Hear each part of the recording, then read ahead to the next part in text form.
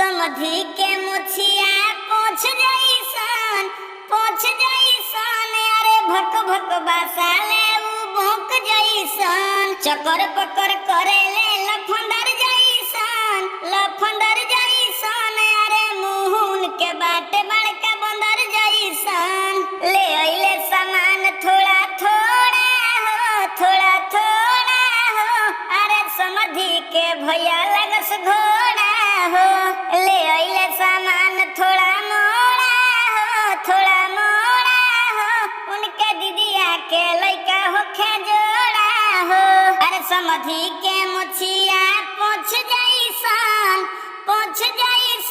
अरे भक भक बासाले उ बोक जइसन अरे भक भक बासाले उ बोका जइसन। आप लोग सब्सक्राइब नहीं करते हैं, मेरे हौसले के लिए चैनल को सब्सक्राइब करके सपोर्ट कीजिए।